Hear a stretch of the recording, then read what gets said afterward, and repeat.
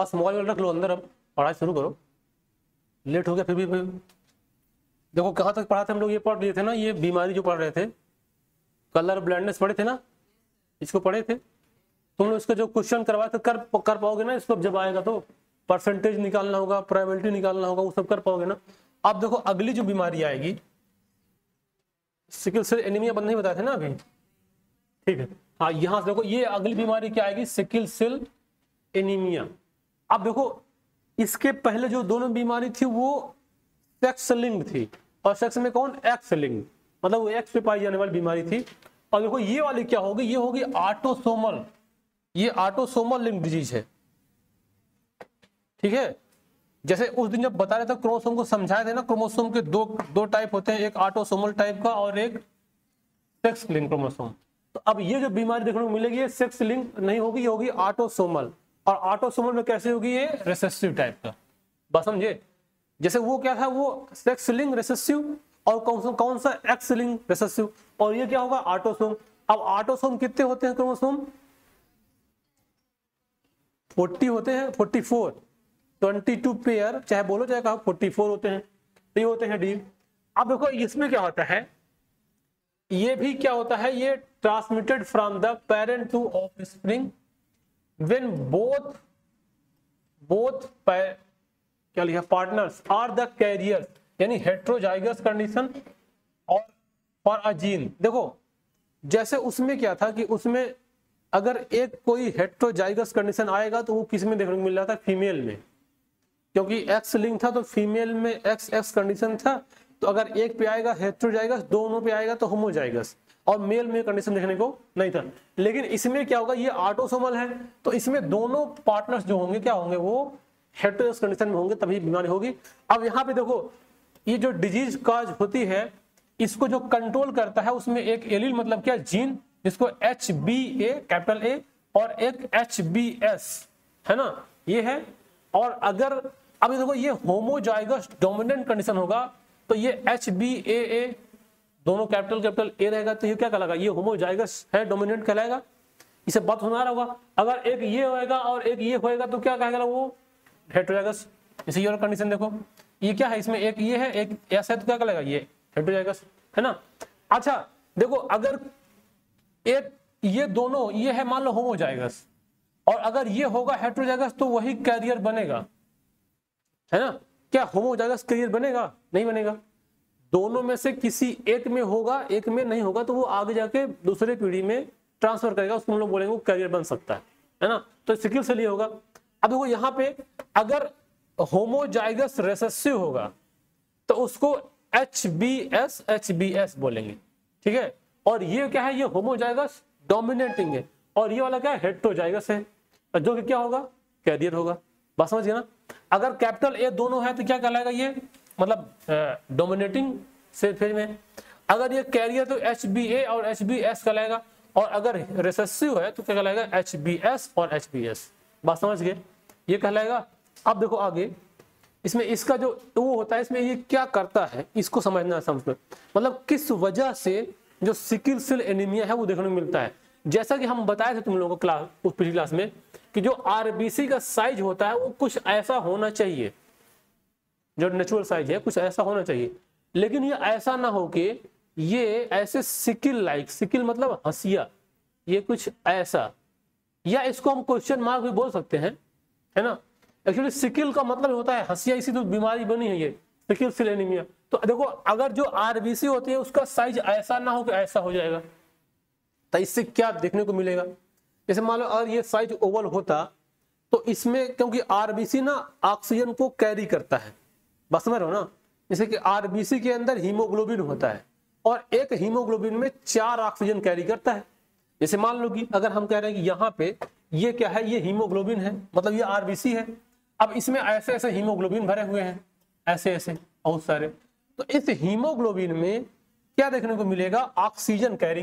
तो मान लो कि 1 2 3 4, 1 2 3 4, 1 2 3 4, 1 2 3 4, एक हीमोग्लोबिन में 4 ऑक्सीजन को कैरी करेगा, बस समझ रहे हो। अगर मान लो कि इसका साइज ऐसे ना हो कि ये कुछ ऐसा बन जाए, तो दिखाएगा ना कि सिकुड़ गया है। अब सिकुड़ेगा तो इसका RBC, इसमें RBC भी सिकुड़ जाएगा तो कम हो जाएगी।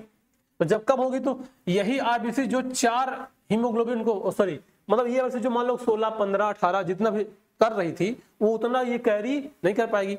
तो मतलब अगर एक आरबीसी में मान लो 16 ऑक्सीजन कैरी हो रहा है, तो अगर ये सिकिल सेल हो जाएगा तो एक आरबीसी में केवल 4 या 8 ही कैरी होगा। तो इसका मतलब क्या होगा कि जो ऑक्सीजन का लेवल है बॉडी में धीरे धीरे कम होने लग जाएगा। बस समझ रहे हो ना। अब वो कम कैसे, मान लो कि हम लोग जब सांस जो नॉर्मली लेते हैं तो उस नॉर्मली सांस लेने में जितना ऑक्सीजन बॉडी को मिलना चाहिए उतना पर्याप्त मिलता है। अगर उतना नहीं मिलेगा इसका मतलब है कि इसके अंदर कुछ ना कुछ एबनॉर्मलिटी आ गई है। अब देखो, अब ये किस वजह से होता है इसको थोड़ा समझना है। देखो ये जो इफेक्ट होता है ये cause by the substitution of glutamic acid GLU बोलेंगे by valine at the 6th position of the beta globin chain. देखो एक्चुअली क्या होता है, एक बीटा ग्लोबिन की चेन होती है जिसकी वजह से जो ये आरबीसी में ये कंटेंट बनता है उसके लिए उसी बीटा क्या बोलते हैं ग्लोबिन चेन से बना करता है। और यहाँ पे जो तुमको लोग दिखाई दे रहा है ना, वैलिन, हिस्टीन, ल्यूसिन, थ्रियोनिन, प्रोलिन, ये सब एमिनो एसिड हैं। इसको हम लोग अगले जब अभी पढ़ेंगे मॉलिक्यूलर बायोलॉजी तो उसमें ये पूरे एमिनो एसिड के पूरे बारे में समझाया कि एमिनो एसिड जो मिलकर प्रोटीन बनाता है तो वो कैसे उसका कोड होगा तो आगे जाके वो प्रोटीन बनाएगा।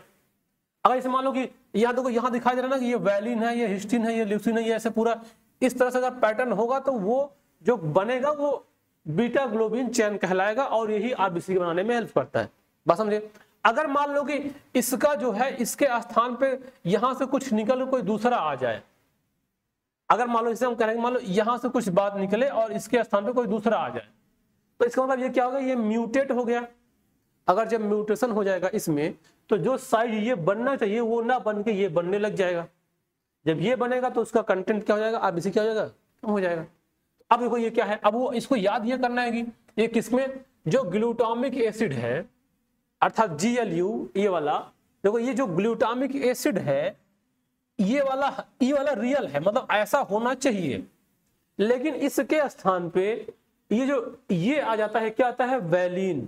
तो जिस नंबर पे ग्लूटामिक एसिड होना चाहिए उस नंबर पे वो ना होकर क्या ऐड हो जाता है, वैलिन। अब जब वैलिन होगा, देखो ये था नेचुरल, ये हो गया मॉडिफाइड, अर्थात इसको क्या बोलता है, ये म्यूटेट हो गया। बस समझ रहे हो ना, ये मॉडिफाइड क्या हो गया, म्यूटेट हो गया। अब जो ये बनाता था वो चीज ये नहीं बनेगा। बस समझ गए ना। तो इसकी वजह से क्या होगा, सिकिल सेल एनीमिया हो जाएगा। अब यहां पे तुम लोग को ये GTC, CAC, GUG ये सब कुछ नजर आ रहा होगा। ये एक्चुअली क्या है, ये क्या है, इसको जेनेटिक कोड बोलते हैं। क्योंकि देखो जो जीन होता है सबका अलग अलग, वो सबके जीन का अपना अपना एक कोड होता है। जैसे बताए थे ना कि मान लो ये क्रोमोसोम है, इस क्रोमोसोम पे यहाँ एक जीन है, एक यहाँ जीन है, एक यहाँ जीन है, एक यहाँ जीन है। तो इस जीन का अपना अपना एक अलग अलग कोड होता है। जैसे ये है GTG, CAC और GUG, ये सब अपना अपना अलग अलग कोड है। तो ये वाला जेनेटिक कोड कौन सी प्रोटीन बनाएगा वो पहले से डिसाइड होता है। जैसे मान लो ये देखो GUG है, तो अगर कहीं GUG होगा तो वो क्या बनाएगा, वैलिन बनाएगा। बस समझ गए ना। अगर यहाँ पे वो क्या है, GAG, तो क्या बनाएगा, ये ग्लूटामिक एसिड बताएगा। तो देखो यहाँ पे GAG ना होकर GUG आ गया, जिस वजह से ग्लूटामिक एसिड ना बना के वैलिन बना रहा है। अब ये क्या हो गया, जैसा होना चाहिए वैसा नहीं हो रहा है, अब वैसा प्रोटीन नहीं बनेगा तो क्या देखने को मिलेगा, म्यूटेशन। और यही म्यूटेशन में से सिकिल सेल एनीमिया देखने को मिलता है। बस समझ गए ना। अब यहाँ पे देखो, this is due to the single base substitution at the 6th codon. बस ये एकदम याद रखना है, 6वें पोजीशन पे 6 नंबर पे जो ग्लूटामिक एसिड के स्थान पे वैलिन आ जाएगा, जिसकी वजह से ये बीटा ग्लोबुलिन जो चैन है वो डिस्टर्ब हो जाएगी, है ना। अब जब जीन होगा तो अब देखो ये लिखा है, जो जीन है कि GAG यहाँ था, इसके स्थान पे क्या हो गया, GUG, जिस वजह से ये देखने को मिलेगा। तो अब उसमें जो उसको मिलेगा उसका जो आरबीसी का शेप होगा वो सिकिल सेल हो जाएगा और कैरिंग कैपेसिटी कम हो जाएगा। बात समझ गए ना। किसी भी ह्यूमन का या मतलब ह्यूमन का ही ऑक्सीजन की कैरिंग कैपेसिटी एक बात पे और चेंज हो जाती है। जैसे मान लो अगर हवा का डेंसिटी कम हो जाए, जैसे मान लो यहाँ पे इन्वायरमेंट में ऑक्सीजन कम हो जाए, अगर ऑक्सीजन कम हो जाएगा तो हम लोग जब सांस लेंगे तो एक बार जो सांस लेने में अगर ऑक्सीजन कम रहेगा तो जाना चाहिए मान लो 10, तो जाएगा कितना 5, तो हमको 5 से कम मेरा चलेगा नहीं, तो हमको उसी टाइम में 2 बार ब्रीथ करना पड़ेगा। जैसे कभी मान लो पहाड़ों पे जाओ, जो ऊपर हवाई ऊपर पहाड़ों पे, तो जैसे अगर हम ऊपर लेवल चढ़ते हैं तो ऑक्सीजन की डेंसिटी कम हो जाती है। जब ऑक्सीजन डेंसिटी कम हो जाएगी तो जब हम नॉर्मली सांस लेते हैं जितना ऑक्सीजन जाना चाहिए उतना ऑक्सीजन नहीं जाएगा। जब उतना नहीं जाएगा तो क्या होगा, सांस जल्दी जल्दी लेना पड़ेगा। इसीलिए जो पहाड़ों पर रहते हैं उनको जो ब्रीथिंग रेट है वो थोड़ा सा ज्यादा हो जाता है। जितने हम लोग 3 बार मतलब जितने हम लोग 2 बार लेंगे उतने वो 3 बार ले लेंगे। बस समझ गए ना, ब्रीथिंग समझ रहे हो ना, जो सांस लेना होता है उसको ब्रीथिंग बोलते हैं। तो ये जो उतना करेंगे। अब देखो अगली बीमारी आएगी फिनाइलकीटोन्यूरिया, है ना। अब देखो ये देखा जाए तो ये भी एक ऑटोसोमल रिसेसिव डिजीज है। जो फिनाइलकीटोन्यूरिया है ये भी क्या है, ये ऑटोसोमल रिसेसिव डिजीज है। जो ये सिकल सेल एनीमिया थी वो भी क्या है, ऑटोसोमल रिसेसिव। ये सब बात याद रखना है, भूलना बिल्कुल नहीं है, क्योंकि जब क्वेश्चन आएगा तो ऐसे पूछेगा कौन ऑटोसोमल रिसेसिव है, कौन डोमिनेंटी है, कौन सेक्स लिंक्ड रिसेसिव है। बात समझ गए ना। तो ये सब जो हमारे सिलेबस में है। अब ये इन बॉर्न ईरर मेटाबॉलिज्म जो होता है इसमें ये होता है। देखो इसमें क्या होता है, देखो देखना इसमें भी कुछ ना कुछ चेंजेस आएगा। अब देखो इसमें क्या है, it is due to the mutation of gene that code for the enzyme phenyl alanine, और ये क्या लिखा है हाइड्रो, चमक आपको दिखाई नहीं पड़ रहा है, हाइड्रो ऑक्सीलेज, है ना। ये हाइड्रो ऑक्सीलेज देखो एक्चुअली क्या होता है ना, जैसे मान लो जब कोई प्रोटीन बनता है तो उसके लिए एक जीन होता है। क्यों हंस रहे हो, तो जब कोई प्रोटीन बनता है उसके लिए एंजाइम जीन उसको कोड करता है। तो जिसको वो कोड कर रहा होता है वो एंजाइम ये कन्वर्ट हो जाता है ये phenyl alanine into the tyrosine में। जो ये फेनिल एलानिन है वो किस में कन्वर्ट हो जाता है, टायरोसिन में। अब जब वो देखो उसमें क्या था, उसके 6 नंबर पोजीशन का जो वो था ग्लूटामिक एसिड वैलिन में कन्वर्ट होता। यहाँ पे जो फेनिल एलानिन है वो टायरोसिन में कन्वर्ट हो गया। जब ये हो जाएगा उसमें होगा क्या, देखो the affected individual lack this enzyme, as a result phenylalanine accumulate and the convert into the phenylpyruvic acid and other derivatives। मतलब अगर ये कन्वर्ट हुआ तो जो इसके अंदर ये फेनिल एनालिन होता है वो कन्वर्ट होकर फेनिल पायरुविक एसिड बना देता है। एक तो फेनिल पायरुविक एसिड बनाएगा और उससे जो बनने वाले डेरिवेटिव हैं उसको बना देगा। जब वो बन जाएगा तो देखो में क्या होगा, अब ये they accumulate in the brain resulting in mental retardation. This is are also excreted through the urine because of the poor absorption by the kidney। देखो जैसे अगर जो फेनिल एलानिन है, जो फेनिल एलानिन है अगर ये रहेगा तो मतलब नेचुरल रहेगा, उसको अच्छे से किडनी एब्जॉर्ब करेगी और उसको जो ब्लड में रहेगा ब्लड में डालता रहेगा, जिसकी जरूरत पड़ेगी हम लेगा। लेकिन अगर मान लो कि अब उसको किडनी अच्छी तरह से एब्जॉर्ब नहीं कर पा रही है तो अब क्या होगा, जब किडनी एब्जॉर्ब नहीं करेगा तो कहां पे आएगा, यूरिन में आएगा। तो ये सब क्या निकलेगा, यूरिन में। और यही जो एक्युमुलेट हो जाता है ना ब्रेन में, अगर वो बाहर नहीं निकलेगा तो ब्रेन में एक्युमुलेट हो गया, और जब ब्रेन में एक्युमुलेट हुआ तो उससे फिर वो मेंटली रिटायर्ड हो जाएगा।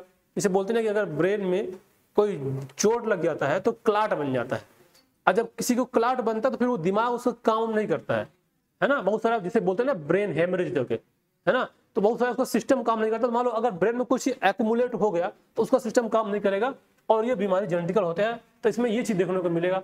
अब देखो अगला एक बीमारी आएगा थैलेसेमिया। देखो ये भी क्या है, ये ऑटोसोमल लिंक्ड रिसेसिव डिजीज है। क्या है ये, ऑटोसोमल लिंक्ड रिसेसिव डिजीज है। अब ये देखो blood disease, it is the transmitted from the unaffected carrier, जिसको हेट्रोजाइगस बोलेंगे, पेरेंट टू ऑफस्प्रिंग। अब ये भी मतलब हेट्रोजाइगस कंडीशन से ये भी ट्रांसफर होगा, जैसे इसके पहले वाला जो था सिकल सेल वाला हेट्रोजाइगस, ये भी होगा। अब ये क्या होगा, it is due to the mutation or deletion of, देखो इनमें क्या होगा, the result of the reduce the synthesis of alpha beta globin chain, है ना, of haemoglobin, it form the abnormal haemoglobin it and cause the anaemia. Anaemia समझते हो तुम लोग क्या होता है, बीमारी होती है, मतलब उसमें क्या होता है,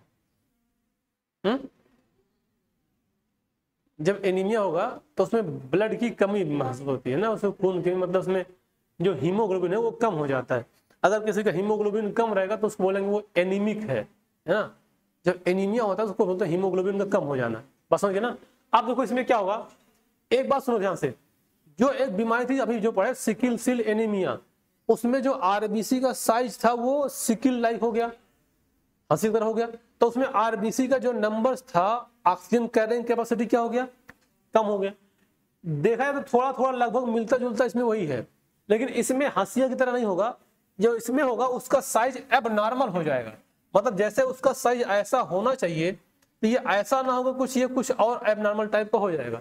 जब कुछ एबनॉर्मल होगा तो इसमें भी ऑक्सीजन की कैरिंग कैपेसिटी क्या हो जाएगी, कम हो जाएगी। तो देखा जाए तो जो बीमारी सिकिल सेल में हो सिम्टम देखने को मिलेगा वो बीमारी इसमें मिलेगा। बस समझ गए ना। तो अब इसमें क्या है कि इसके साइज में जो एबनॉर्मलिटी आती है वो अलग अलग टाइप से आती है। बस समझ गए ना। तो ये हो गया थैलेसीमिया। अब देखो थोड़ा सा यहाँ पे इसके कुछ बारे में जो दिया गया है उसको समझना है। देखो ये जो देखो वहां पे ना जो बीटा ग्लोबुलिन चेन थी तो उसमें जो वैलिन था उसके स्थान पे ग्लूटामिक एसिड में क्या था, वैलिन आया था। अब इसमें क्या, उस चैन को क्वालिटी कमजोर हो गई तो उसका साइज क्या हो गया, एबनॉर्मल हो गया। अब इसमें देखना ये दो टाइप के देखो थैलेसीमिया होती है, एक होती है अल्फा थैलेसीमिया और एक होती है बीटा थैलेसीमिया। अल्फा में क्या होता है, इसमें production of alpha globulin chain is affected, is controlled by the two closely linked in, जैसे कि HbA1 और HbA2।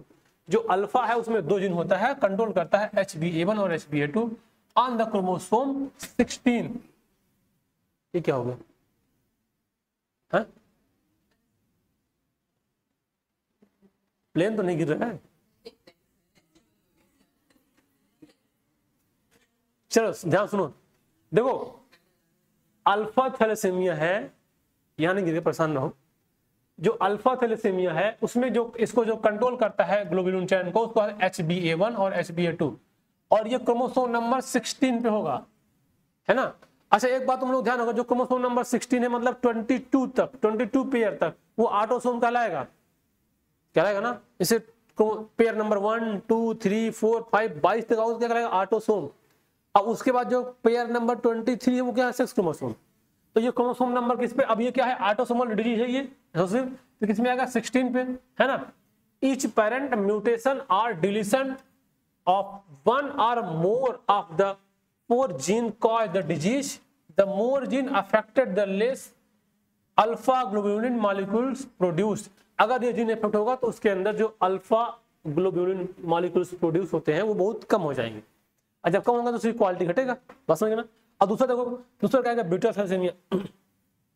इसका भी कंडीशन बस सेम है, बस इसमें क्या होगा कि जो बीटा ग्लोबिन है वो अफेक्टेड होता है, वो जो कंट्रोल होता है एक सिंगल जीन जिसको HBB बोलते हैं। अब ये क्रोमोसोम नंबर 11 पे होता है। इंपॉर्टेंट बात इसमें क्या है, जो अल्फा थैलेसीमिया है इसमें दो जीन है HbA1 और HbA2 जो कि क्रोमोसोम नंबर 16 पे होते हैं, और जो बीटा थैलेसीमिया है ये एक सिंगल जीन कंट्रोल करता है, और जो वो HBB है जो क्रोमोसोम नंबर 11 पे होता है, और each parents mutation of the one और the both the genes causes the disease, है ना। ये बीमारी कॉज करता है। अब यहाँ पे देखो एक बात समझ जाओ, एक क्वेश्चन लिखा हुआ है, ये क्वेश्चन भी एक लाइन नीचे जो कहो, देखो ये क्या, थैलेसीमिया जो होता है ये क्वांटिटेटिव प्रॉब्लम्स है। मतलब इसमें जो जैसे कि थैलेसीमिया जब होगा तो उसका जो क्वांटिटी है वो कम बनेगा, है ना।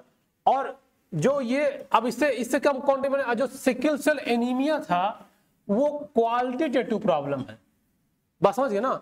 देखो जब थैलेसीमिया होगा तो जो ब्लड आरबीसी बनना चाहिए उतना आरबीसी नहीं बन पा रहा, लेकिन इसमें क्या कि आरबीसी उतना बन रहा है लेकिन उसका साइज ऐसा हो जा रहा है, इस वजह से इसकी ऑक्सीजन की कैरिंग कैपेसिटी क्या हो जा रही है, कम हो जा रही है। बस समझ पा रहे हो। बस इतना समझना कि ये क्या है, ये क्वांटिटेटिव है, और जो सिकिल सेल था वो क्वालिटेटिव है। मतलब इनकरेक्टली मतलब बनेगा, जो बनेगा बहुत गड़बड़ बनेगा, तो उससे क्या होगा कि ऑक्सीजन कैरिंग कैपेसिटी कम हो जाएगी। दोनों में होना प्रोडक्ट वही है। बात समझिए ना। कभी कभी तुम लोग कोई कैंप देखते हो कि यार बोलते हैं कि यार ब्लड डोनेट करो, बहुत सारे ऐसे पेशेंट हैं जो थैलेसीमिया से ग्रसित हैं, तो उनका क्या है, अगर वो ऐसे ऑलरेडी उनकी कम बनी रहा है तो उनको आए दिन ब्लड की कमी होती रहती है ना, हर महीने में। अब वो पर्सन टू पर्सन वेरी करता है कि किसी में 1 महीने में, किसी को 2 महीने में, 6 महीने में उसको ब्लड की जरूरत पड़ती रहती है। तो इस वजह से ये देखने को मिलता है, ये बोलते हैं ये बीमारी। अब देखो ये सारी खत्म हो गई। अभी हम लोग जो पढ़ रहे थे वो पढ़ रहे थे मेंडेलियन डिसऑर्डर। जो जेनेटिकल डिसऑर्डर था उसमें 2 टाइप होता है, एक क्या होता है मेंडेलियन डिसऑर्डर। अब जो दूसरा वाला आएगा वो क्या आएगा, क्रोमोसोमल डिसऑर्डर। अब देखो क्रोमोसोमल डिसऑर्डर मतलब क्या आएगा, जैसे मान लो ह्यूमन में कितना क्रोमोसोम है, 46 है। मान लो किसी क्रोमोसोम 47 हो जाए तो ये अलग ही टाइप का इंसान दिखेगा, कुछ अलग उसकी हरकत होगी, उसका शकल होगा, समझ गया ना। और अगर मान लो किसी में ये कम हो जाए तो ये भी अलग होगा। अब ये जो कम होते हैं वो 2 टाइप से कम हो सकते हैं, या तो उसका ऑटोसोम में कुछ गड़बड़ी आ जाए, कोई एक निकल जाए कहीं गायब हो जाए, या उसको कुछ पार्ट करके दूसरे में चला जाए, या जो सेक्स क्रोमोसोम है उसमें कहीं कुछ ज्यादा बढ़ जाए। बात समझ रहे हो? नींद आ रही है क्या? किसी को नींद नहीं आ रही ना? मतलब ऐसा हमको लग रहा है किसी को नींद आ रही है। अरे मतलब ऐसे बता नहीं जाता ना किसको बोले हैं, ये प्राइवेसी वाला इशू है। किसी को कुछ ना कुछ ऐसा लग रहा है कि नींद आ रही है। अब जिसको नींद आ रही है थोड़ा सा ध्यान दो, नींद ना आए। देखो अब देखो जब क्रोमोसोमल डिसऑर्डर होगा तो उसके देखो इसमें क्या होता है, they are caused due to the absence or excess or abnormal arrangement of 1 or more chromosome. ये 2 टाइप होता है एन्यूप्लॉइडी, एक होता है पॉलीप्लॉइडी। दोनों वर्ड को ध्यान रखना, एक होता है एन्यूप्लॉइडी, एक होता है पॉलीप्लॉइडी, या उसी को यूप्लॉइडी बोलते हैं। इन दोनों को समझाते हैं पहले। ये दिखाई दे रहा है, दिखाई दे रहा है ना। पहला जो आएगा एन्यूप्लॉइडी, देखो यहाँ क्या था, 2 था ना, एक क्या था एन्यूप्लॉइडी, दूसरा क्या है पॉलीप्लॉइडी। अब पहला क्या आएगा एन्यूप्लॉइडी। देखो इसमें समझता है, देखो इसमें होगा क्या, जब एन्यूप्लॉइडी होगा तो they gain or loss of chromosome due to the failure of segregation of chromatid during the cell division. ध्यान दो, देखो जब होता है सेल डिवीजन तो सेल डिवीजन के 2 टाइप होते हैं। कौन कौन से बताओ? जब सेल डिवीजन होता है तो सेल डिवीजन 2 टाइप से डिवीजन करता है ना, बताओ। हाँ, एक होता है माइटोसिस, एक होता है मियोसिस।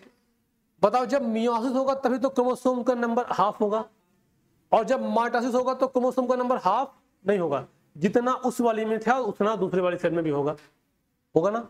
तो जब ये देखो, अच्छा एक बात बताओ, जो क्रोमोसोम बनता है वो क्रोमोसोम कहां से बनता है, क्रोमैटिड से।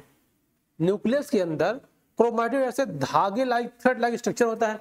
जब सेल डिवीजन होना होता है तो वो डिवाइड इकट्ठा करके क्या बना जाता है, क्रोमोसोम। बात समझ रहे हो ना। तो ये क्रोमोसोम जब डिवीजन होगा तो उसको या तो अच्छे से सेग्रीगेशन नहीं हो पाए, जैसे मान लो कि देखो मान लो ये क्रोमोसोम है, इधर देखो, जब ये क्रोमोसोम डिवाइड होगा तो इसको अच्छे से सेग्रीगेशन होगा। जैसे मान लो ये देखो यहां से एक यहां बनना है, एक इस पे बन गया ढंग का, और एक पे बन गया, और एक इस पे बन गया, और एक इस पे बन गया। देखो ये 2 थे, इससे क्या बन गए 4। ये अच्छी तरीके से सेग्रीगेट हो गया है। अगर मान लो ये अच्छी तरह सेग्रीगेट ना होके, मान लो जो ये वाला बना है, जो ये वाला बना है, इधर वाला अगर छोटा रह जाता, जैसे इधर वाला जो बना अगर मान लो ये ऐसा रह जाता तो इसको हम लोग ये बोलते कि ये इतना छोटा रह जाता। अगर ये ऐसा छोटा होता तो इसका मतलब ये अच्छे से सेग्रीगेट नहीं हुआ है। तो अब इसमें कुछ तो कुछ एबनॉर्मलिटी आएगी। तो अब देखो एन्यूप्लॉइडी में क्या होता है, या तो gain or loss of chromosome due to the failure of segregation of chromatid during the cell division. अब देखो एन्यूप्लॉइडी जो होता है उसकी 2 कैटेगरी है, एक होता है हाइपोप्लॉइडी। ये एनसीईआरटी में नहीं है पूरा इस तरह से, लेकिन हमने इसको इस तरह समझाना इसलिए चाहा क्योंकि इसको तुम समझ लोगे तो थोड़ा सा एक क्वेश्चन को रिलेट करने में आसानी रहेगा। बस समझिए ना। देखो ये क्या है, एन्यूप्लॉइडी में 2 है, एक होता है हाइपोप्लॉइडी, एक होता है हाइपरप्लॉइडी। अच्छा हाइपर और हाइपो का मतलब तुम समझते हो? हाइपर मतलब ज्यादा, हाइपो मतलब कम। लोग बोलते हैं ना बहुत तुम हाइपर हो रहे हो, ऐसे बोलते हैं ना, जब कुछ मान लो लड़ाई झगड़ा होता है तो बोलते हैं यार बहुत हाइपर ना हो, थोड़ा रिलैक्स रहो। तो एक है हाइपोप्लॉइडी। अब हाइपर मतलब loss of 1 or more chromosome, अगर कोई क्रोमोसोम का निकल जाना या लॉस हो जाना, और हाइपर मतलब गेन और 1 और मोर क्रोमोसोम सब गेन हो जाना। तो अब देखो जब लॉस होगा तो उसके 3 कैटेगरी हैं, मोनोसोमी, डबल मोनोसोमी और नल्लीसोमी। हाँ इसको नली सोमी बोलेंगे। क्या पढ़ोगे तुम लोग इसको? नहीं ऐसा नहीं है, लेकिन तुम लोग इसको क्या पढ़ोगे? बताओ, पढ़ बताओ।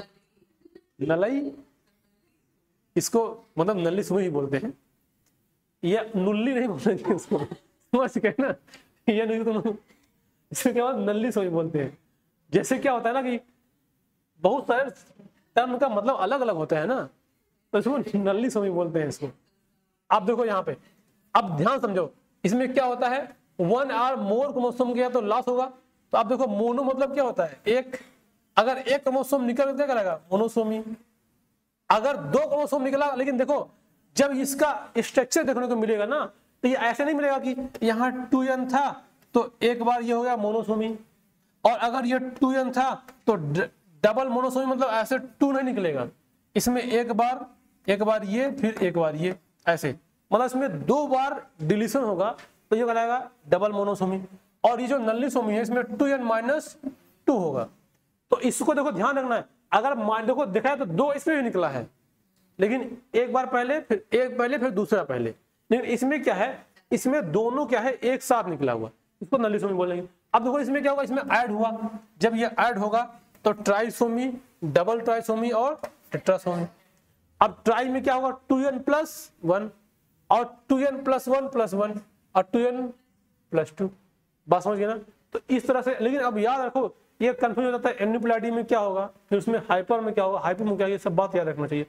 अब देखो दूसरा आएगा पॉलीपोलैरिटी, ये इसको क्या बोलते हैं, यूपोलैरिटी। देखो इसमें क्या होता है, it is the increase in the whole set of chromosome due to the failure of cytokinesis after the telophase stage.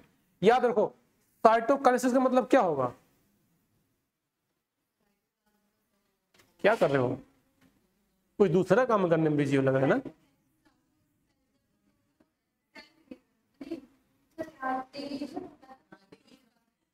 हाँ, डिवीजन ऑफ साइटोप्लाज्म। और न्यूक्लियस डिवाइड हो क्या कहलाएगा? और नहीं, जब न्यूक्लियस डिवाइड क्या कहलाएगा?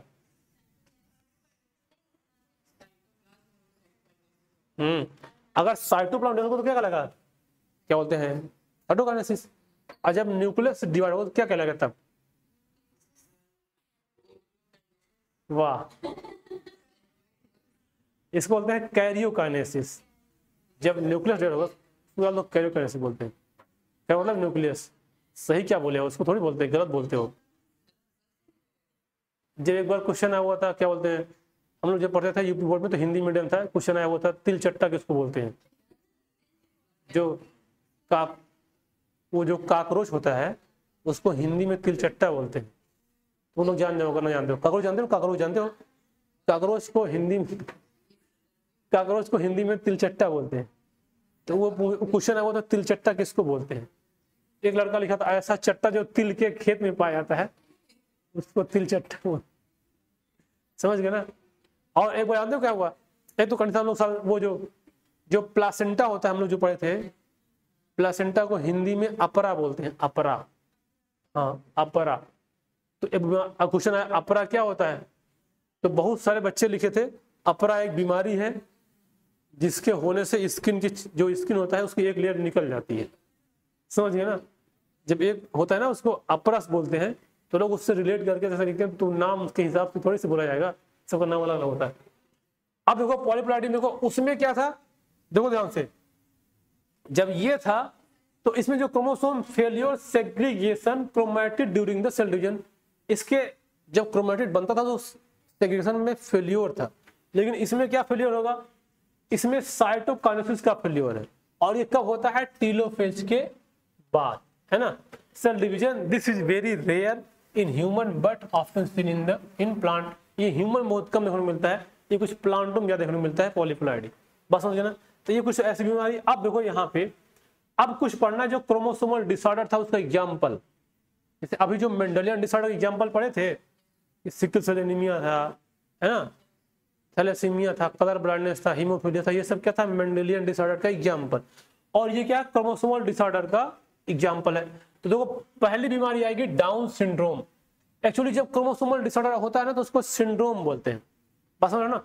अब पहला क्या आएगा, क्रोमोसोमल सिंड्रोम। देखो इसमें होता क्या है, देखो इसमें क्या होता है, additional copy of A chromosome number 21।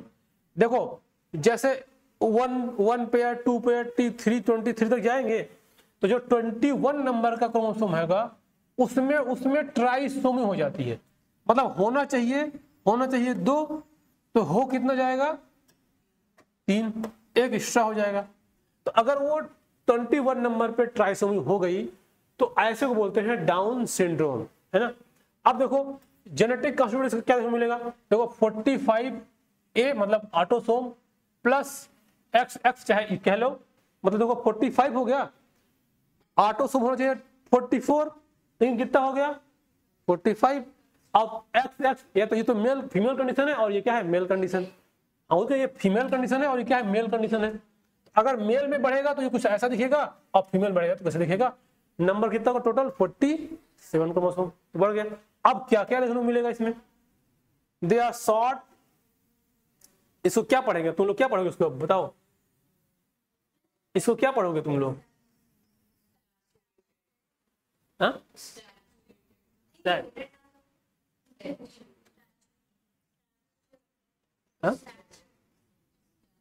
स्टैचर्ड ना, स्टैचर्ड विथ स्मॉल राउंड हेड, ये जो दिखाई दे रहा है, सुनो ध्यान से,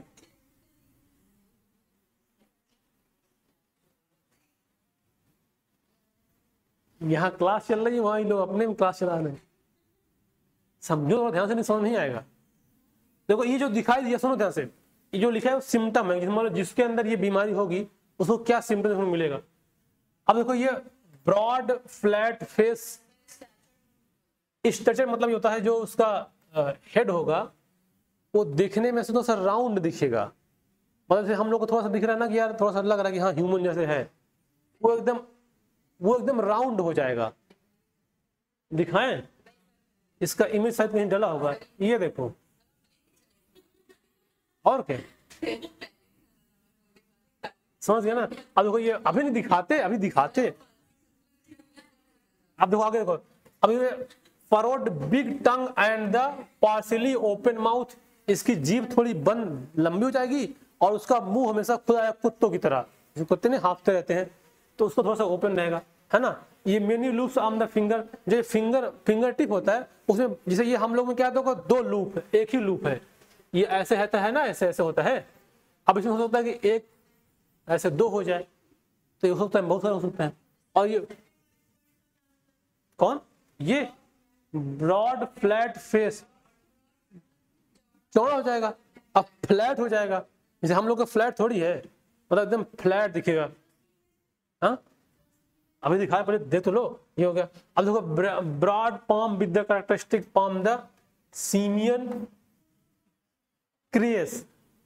अब देखो रिटायर्ड फिजिकल और ये साइकोमोटर और मेंटल डेवलपमेंट और कंजेनाइटल हार्ट डिजीज, सबसे इंपॉर्टेंट ये उसके अंदर एक बीमारी होगी हार्ट डिजीज में, ये सब देखने को मिलेगा। इसका इमेज जब देख लो, ये कुछ ऐसा दिखेगा जो बच्चा होता है, देख लो इसका पाम देख लो, इसका हेड देख लो, इसका ये देखो ओपन माउथ है, ये सब सिम्टम है उसी के देखने को मिलेगा ये। और जिसके अंदर ये होगा ना वो मेंटली रिटायर्ड होगा, जिसके अंदर ये होगा वो क्या होगा मेंटली रिटायर्ड होगा, बस समझे ना।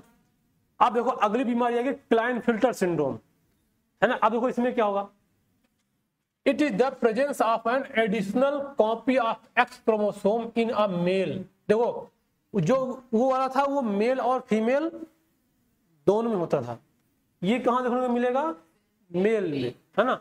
मतलब जो क्लाइनफिल्टर सिंड्रोम है वो कहां देखने को मिलेगा मेल में।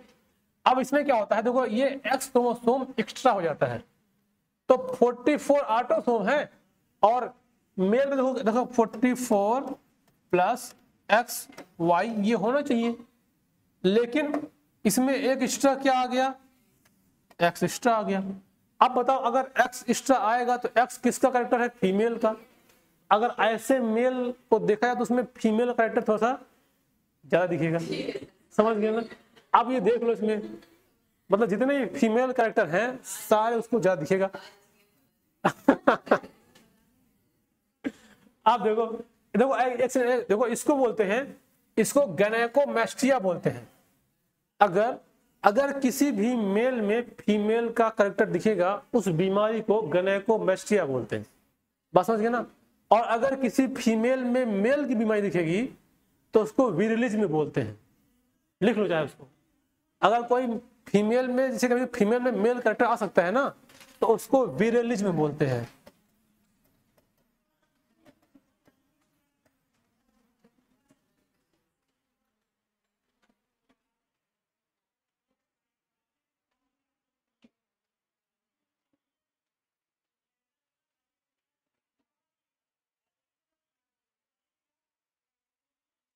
अगर किसी भी मेल में फीमेल क्या होता है, गायनेकोमेस्टिया। अगर किसी फीमेल में विरिलिज्म बोलते हैं। देखो ये स्टेराइल होगा और मेंटली रिटायर्ड होगा, ये बात समझ गए। अब देखो अगले आते हैं, ये देखो ये उसका सिम्टम और ये उसको कुछ डायग्राम है, दिखाई दे रहा है ना। अब अगला आएगा टर्नर सिंड्रोम। देखो अब ये सब तुम क्या, हाँ